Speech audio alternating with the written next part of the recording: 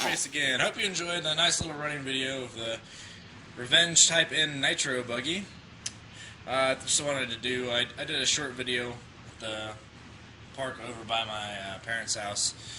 Because obviously at my apartment there's really nowhere to do it. But yeah, just a nice little run around. Ran a full tank through it and kind of showed a little bit of getting it started there. At the beginning I did have a little bit of trouble getting it started. I guess you probably could have noticed. It took me about 3 minutes to get the car started, but it was pretty cold outside. And I guess my first mistake there was I let the car sit outside for a little bit, and the engine got kind of cold. So, and the glow plugs, I should probably use hotter ones now that it's getting cold outside. But it took me a little while to get it started. But, you know, 3 minutes isn't bad, I guess. But, you know, it's like it's honestly, that's the hardest time I've ever, you know, it's the longest it's ever taken me to start that car. But, moving forward. So, I'm going to go over some things that I noticed about the Revenge, some things that maybe broke, some other things, you know, that I've observed. So first and foremost, the fuel that I'm using is the Black Ops Nitro 20% fuel off-road stuff. It's been great. I really like it because it's the lubricant in here is more designed for dusty, dirty environments, whereas the other nitro fuel, the lubricant is really sticky, and it tends to cause dirt to stick to everything. So this stuff it's easy to wipe off. Dirt doesn't stick to it as well, and it runs good. I had good temperatures, felt good power. I didn't feel a whole lot of difference between other fuel. I've run about 2.5 quarts to the nitro buggy now. I don't get a whole lot of time to run it real hard, so I'm more of just like a casual basher, maybe not a huge racer, but that's alright. Alright, so any damages that I found on the vehicle after, I hit it in that video, I hit a fence, I hit a tree, and I flipped it a couple times too, but, other than that, I've hit things pretty hard. So, first and foremost, you can see this front bumper. If I can get the camera to focus, maybe. Nope, kind of. There we go. I hit several things with this, and it never broke or nothing cracked off of it, or none of the suspension parts, shattered. And neither did the shock towers. So I like that, and it seems really durable. Honestly, I've hit stuff where I've been like, oh man, it's done, it's broke, and they're like, no, it's fine.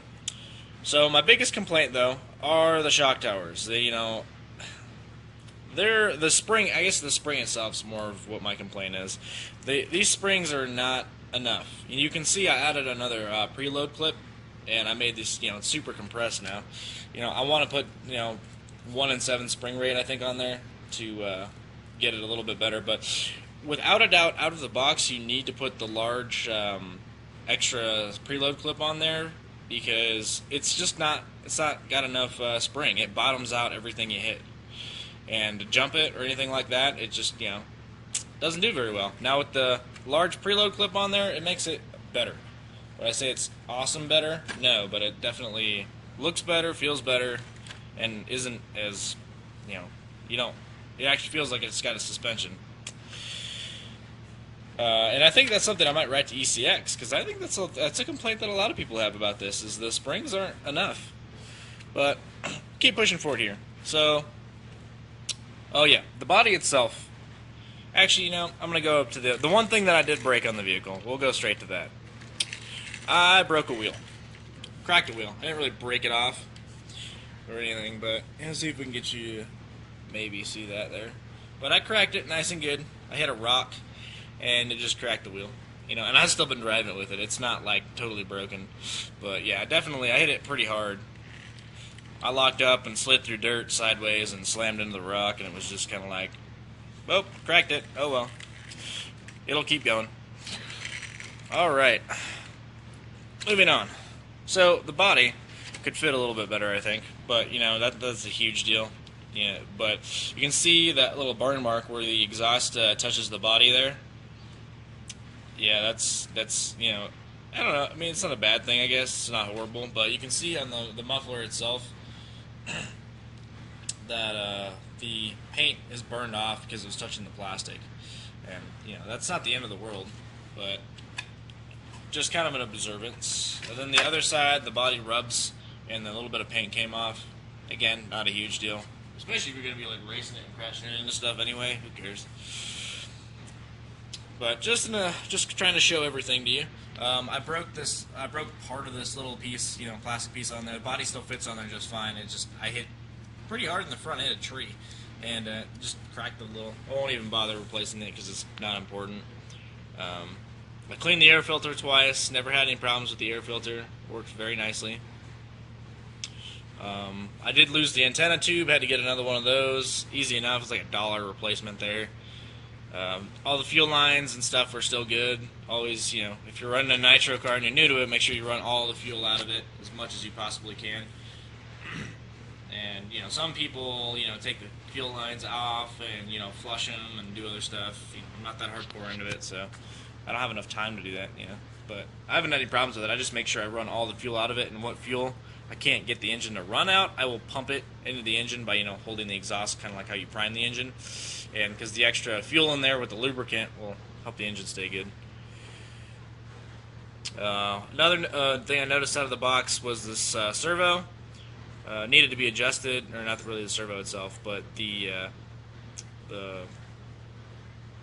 ah the clips here that push it back and forth for the throttle and the brakes. It wasn't adjusted properly, and it wasn't opening the throttle all the way, so I was kind of missing a little bit of power there, which was probably a good thing just starting off. But make sure that it pulls the throttle open all the way, and make sure that it brakes all the way. Batteries, the battery pack for it, I have to say, is great. I will probably buy another one, just have it around, because the AA batteries, they have like the quad thing that you can use AA batteries as kind of like a backup deal. But I noticed it doesn't power the electronics as well. The transmitter won't go, or the receiver won't go as far, and the servo isn't as strong on the AA batteries. Just something to keep in mind. Some people have said this servo is absolutely crap, and I guess if you're, a hardcore RC person, it probably is. But I'd say it's strong enough. It's just not fast enough. And on AA batteries, it's even slower. So make sure you use a battery pack. Again, I highly recommend either getting better shocks or at least better springs. They're awful. Engine still starts up fine. You can see my running video at the beginning had a little, just a little bit of trouble, but it's pretty cold outside. And I probably might have had the low speed needle a little too rich. And yeah, I think that's about covers everything. Nothing really broke. I'll show the underside. My bottoming out issues I'll show you here, I guess. So you can see I scraped at the bottom nice and good. And that was mainly due to the fact that those springs are not stiff enough. I'd rather the car bounce than bottom out, especially on concrete and stuff. And that's what I was doing. But honestly, there's no real damage. I mean, it's scraped up, but there's no, like, I ripped stuff off or it's broken or badly dented. I have to say the frame held up quite well, because it definitely bounced off some concrete surfaces pretty hard. And yeah, I think that about covers everything. And none of the drive linkages are broken. The spur gear and the clutch for the engine are still good. All the gears for the transmission all are still working fine. I have no bent axles or any such things. So overall, great buy. I think it's well worth the money, especially if you're just getting into nitro cars. And this is my review for a Noob Part 2.